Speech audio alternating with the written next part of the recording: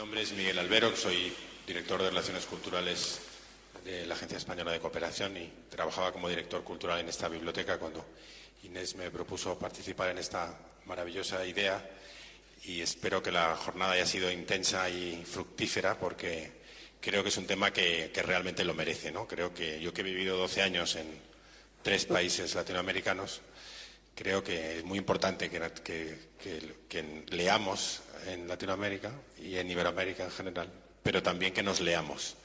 Hace poco estuvimos en Centroamérica Cuenta con Sergio Ramírez y hablábamos de esa falta de comunicación que existe, porque no solo no leemos mucho, es que no nos leemos entre nosotros, ¿no? Yo creo que eso es algo sobre lo que conviene reflexionar. Hoy simplemente voy a presentarles a María Teresa Andrueto, la que ya todos conocen. Yo tuve la ocasión de escucharla en el Congreso de Córdoba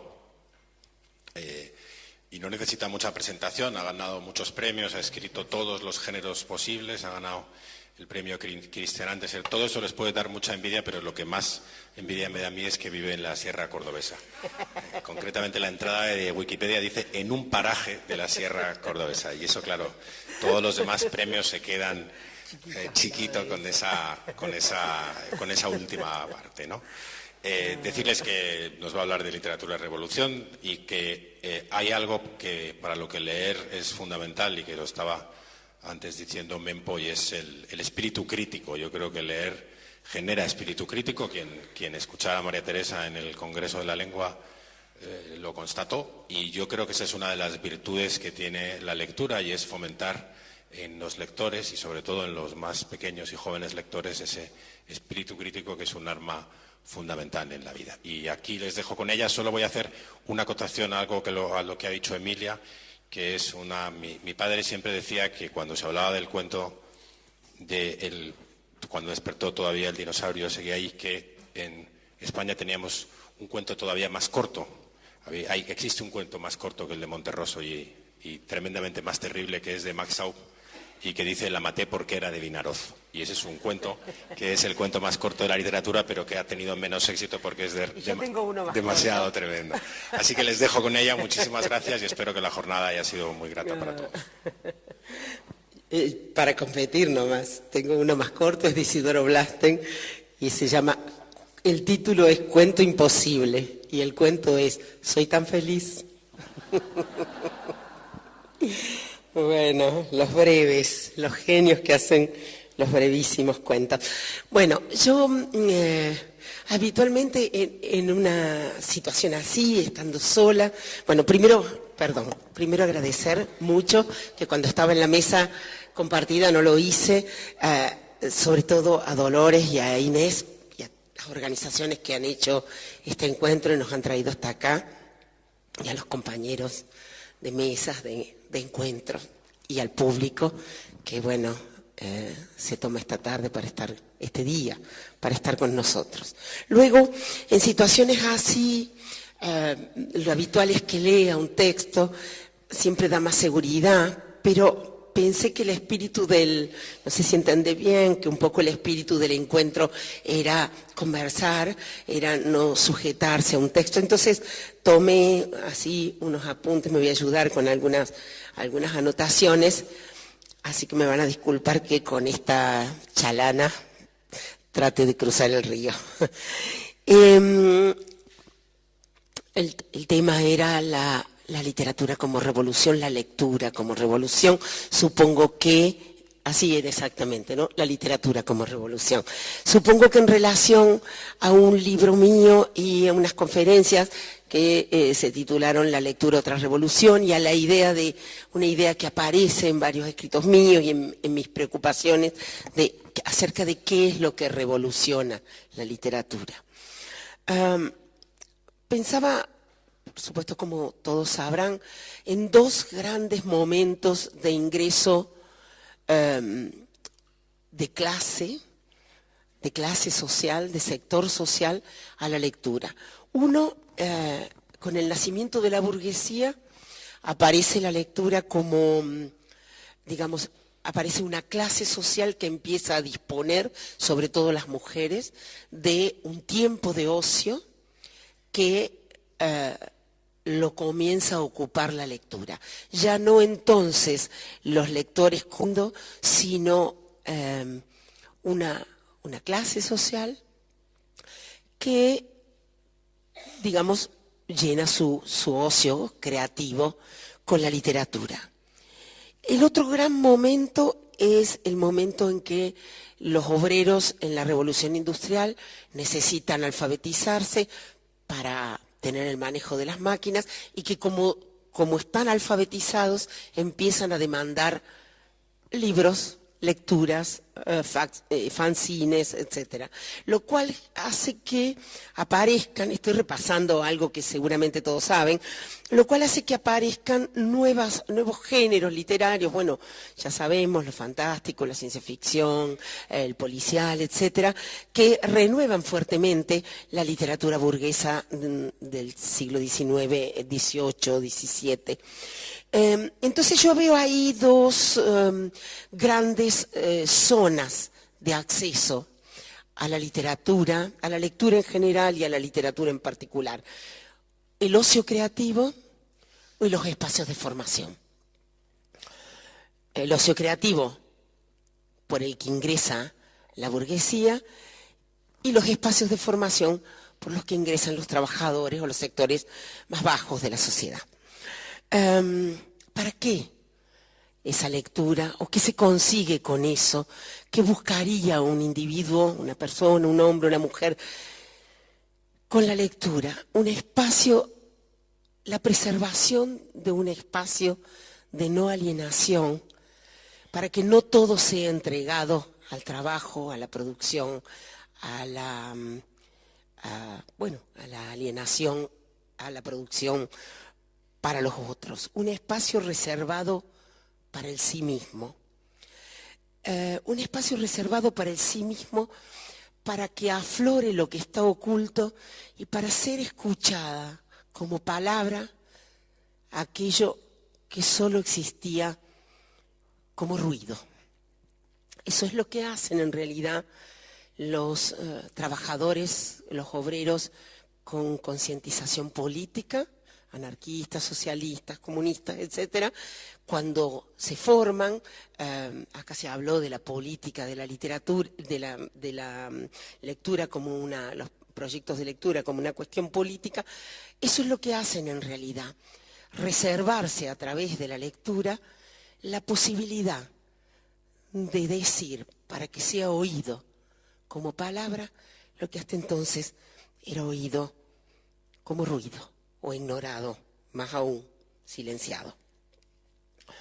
Creo que sería mucho pedirle a la literatura que cambie el mundo, pero sí, evidentemente produce transformaciones individuales muy fuertes y en la suma de las transformaciones individuales también produce, como lo vimos en la mesa anterior, en lo que decía Erika, por ejemplo, transformaciones o en lo que se decía esta mañana Santos, esas transformaciones, esa suma de transformaciones individuales vienen a transformar muchas veces una comunidad. Pero sí podríamos decir que en buena parte cambia nuestras sociedades, las políticas públicas de lectura, la lectura como una cuestión de Estado, la salida con proyectos de lectura a la comunidad. De hecho, yo que he tenido, y en mi nombre, una generación, o muchos participantes de una generación que hemos tenido una participación política, estudiantil, cuando éramos muy jóvenes, adolescentes, deseos de transformación de una sociedad que se vio interrumpida durante la dictadura. En la recuperación democrática fuimos a parar a un trabajo con el libro, con la lectura. Se crearon muchos centros de investigación, difusión, conocimiento y demás, de literatura para niños y jóvenes en distintos lugares del país a partir del año 84. La lectura como revolución, la literatura como revolución, tendríamos que pensar que si algo se produce como revolucionario ahí, es la capacidad de resistencia. Y entonces, ¿qué resiste en la literatura? El lector, por ejemplo. El lector, a través de la literatura, el lector resiste en la búsqueda, en la construcción de un pensamiento singular. Resiste frente al avasallamiento de un pensamiento único, globalizado. Lo veo como el mayor peligro de la sociedad hoy, o uno de los mayores peligros, la persistente búsqueda de uniformidad de los modos de sentir y de pensar. Resiste el escritor, si es un buen escritor, se resiste a fabricar textos, a hacer lo que le piden. Decía un poco de eso en la mesa anterior. Resistencia ¿a qué? A lo esperado, a lo esperable, a lo que se le dice que otros necesitan. En el caso del lector, a lo que se le dice que es bueno para él. Resistencia que es también desvío hacia lo inesperado. En el caso de la escritura, desvío hacia uno mismo, a ese lugar, como decía, de uno mismo tan hondo en el cual está reflejada la sociedad en la que ese individuo vive. Y sobre todo, resistencia del lenguaje, porque ¿cómo resiste? El lenguaje literario es por excelencia un lenguaje resistente, un lenguaje que se resiste a decir lo que todos quieren, un lenguaje que resiste para hacer que encontremos ahí un camino hacia la propia cosa que ha buscado quien escribe y en la que tal vez el lector se encuentre, en la que tal vez a través de esa lectura el lector pueda ir desviado hacia su propia cosa. Entonces, lectura, escritura, lenguaje, lengua, palabra, suponen en la literatura un desvío. Y ese desvío es resistencia y es, en algún sentido, revolución. Hace unos días pasó por mi casa un cineasta, un documentalista boliviano, que está haciendo un recorrido por distintos lugares de Latinoamérica, filmando, preguntando qué es para cada uno la palabra revolución, solo en torno a ese eje. Bueno, en nuestro caso, la literatura lo que hace es sacar, digamos, cuando hablamos de literatura, que es más que hablar de libros, es hablar de una experiencia de lenguaje cargada de ambigüedad, en la que haya posibilidad, en la que se cree la cantidad suficiente de vacío para que ingrese el otro. Y entonces, cuando hablamos de literatura, hablamos de algo que desde abajo se pone en superficie, que puede salir a superficie a raíz de la lectura del otro, por la posibilidad de vacío que ha dado quien escribe, que ha construido quien escribe, y entonces esa revolución sería la subida de lo que está sumergido, puesto por encima, visibilizado, como aquello de que se pueda oír como palabra aquello que se entendía como ruido. Resistencia contra un pensamiento único, globalizado. Pero para todo eso, para poder crear un escritor y para poder tener un acto creativo de lectura, un lector, mediando entre ambos como un puente, un texto en el que se abrazan quien escribe y quien lee, para eso, para que haya esa creación, hace falta creer. Y aquí quiero contarles una anécdota, una historia pequeña, que me la contó un maestro patagónico hace muy poquito. Un maestro, es también un poeta, se llama Rafael Urreta Vizcaya, y da clases en la cordillera, en una escuela rural, en un pequeño caserío. Tiene una alumna que se llama Doralisa, Doralisa llega con un pato que ha dibujado y él, dice él, le hice una pregunta tonta porque, digo yo, se puede ser maestro, se puede ser escritor, se puede gestionar un proyecto de lectura, pero a veces los adultos, aún con todo eso, o tal vez por todo eso, hacemos a los niños preguntas tontas, o a las personas preguntas tontas. Y entonces el maestro le pregunta a Doralisa, le dice, qué lindo este pato, ¿de dónde lo sacaste? Y ella le dice, no lo saqué, lo creí. Hay una confusión entre creí y crear seguramente en la niña, una confusión maravillosa que me hace acordar a una reflexión de Cartier-Bresson que dice, para crear hay que creer en lo que uno hace. A ver si lo encuentro. Dice,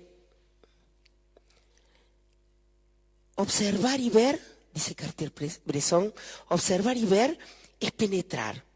Lleva mucho tiempo aprender a observar, a poner vista, cabeza y corazón en la misma mira. Y dice también, si se hacen durante demasiado tiempo cosas con las que no se acuerda, si se hacen por conveniencia, oportunismo o necesidad, la mano derecha sabe lo que hizo la mano izquierda y entonces ya no podría trabajar por placer e incertidumbre, a puro riesgo. Por eso, si se quiere crear, hay que creer en lo que uno hace. Y eso es lo más difícil. Eso es lo que diferencia a la repetición, la creación de la repetición de uno mismo o de lo que hacen los otros. Bueno, esto es lo que dice Cartier-Bresson y lo que tan bien entendió Doralisa y le enseñó a su maestro, que me lo enseñó a mí. Vuelvo al desvío hacia la propia cosa, a ese lugar en donde estamos todos. Pero como acá se habló mucho de libertad, de independencia, yo creo que lo que ofrece el arte, que yo también creo que es profundamente político, ¿político en qué sentido? Político en que habilita la experiencia de un disenso. Político en que puede generar la posibilidad de pensar de un modo personal, de un modo que le pueda decir no. ¿Por qué sería la libertad? La libertad sería la posibilidad de decir no. Entonces, de un modo que pueda permitirse la libertad de decir no al promotor de lectura, al profesor que dé el curso, al editor que le ofrece un libro que a él no le parece. O sea, crear un lector así, crear un maestro, un mediador de lectura, los maestros como mediadores por excelencia, un mediador de lectura que sea capaz de decir no si no está de acuerdo, que pueda construir eso, porque esa posibilidad de decir no es algo que hay que construir en uno y que se construye con conocimiento, no nace de la nada. Esa libertad, esa independencia y demás no es espontánea. Si lo dejamos librado a la espontaneidad, lo que penetra con fuerza es el mercado, que de espontáneo no tiene nada. Entonces, vamos a la importancia de quien forma y cómo se construye ese que está formando a otro lector. Porque ahí donde hay un lector, hubo antes otro. Entonces, ¿cómo decide un país, y esta también es una cuestión política, cómo decide un país formar a las personas que forman lectores, o si un país decide formar lectores o abstenerse de ello y dejar que corra la espontaneidad bajo la dominación del mercado? Todo esto para construir un lector que de hecho no es cualquier lector, ¿no es cierto? No nos interesa cualquier lector, me parece aquí, cómo estamos nosotros, en lo que estamos cada uno de nosotros. Porque no se trataría de leer por leer, sino de leer atravesando, creo yo, una experiencia transformadora de la lengua, sabiendo que leer es mucho más que conocer ciertos asuntos que un libro trae, sabiendo que esos asuntos no están solos, sino que son lo que son a través de una experiencia de lenguaje. A la vez, leer un libro como un espacio entre dos partes, sino entre dos personas. A veces entre dos personas, entre quien escribe y quien lee, pero a veces también entre quien escribe y quien lee, y entre quien media y su grupo de potenciales lectores. Sabiendo que, como se dijo acá, en algún momento, o en más de un momento, al comienzo y al final de un libro, hay personas. Y que es eso finalmente lo que nos lleva a hacer todo esto, y es eso finalmente lo que hizo que la literatura existiera, porque bueno, también podríamos preguntarnos qué es lo que persiste, por qué persiste la literatura. Tengo un amigo que trabaja en filosofía de la tecnología. Él es ingeniero y fue profesor en la universidad, y discutimos un poco porque él me dice que pronto, que ya hay máquinas, máquinas que construyen textos, al parecer algunos de eso no tengo dudas, de que hay máquinas que construyen textos, pero él dice, va un paso más allá, dice que esos textos pueden ser también textos literarios, y dice que hay especialistas, escritores, críticos y demás, que no han sabido reconocer textos escritos, novelas o cuentos o poemas, dice él, escritos por máquinas y escritos por personas. Yo quiero pensar que la literatura tal como yo la entiendo necesita, digamos, no puede existir sin ese plus de la subjetividad que hace que... 5 minutos, bueno, no puede existir sin ese plus de subjetividad que hace que no puede ocupar una máquina. En fin, que al comienzo y al final de un libro están las personas. Entonces, ¿qué lugar ocupa en todo esto la lectura? Los que más necesitan son los que menos pueden decir su palabra, dijo esa filósofa extraña, un poco santa, que fue Simone Weil.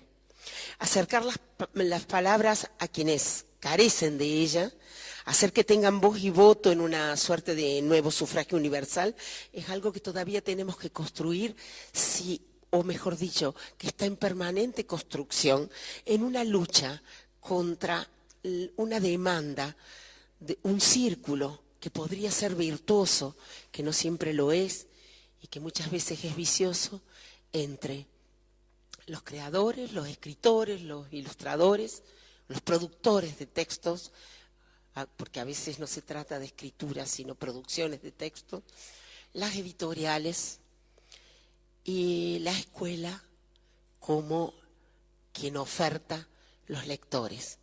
Yo creo que la industria editorial puede vivir de la misma manera si produce buena literatura, así produce productos para potenciales lectores.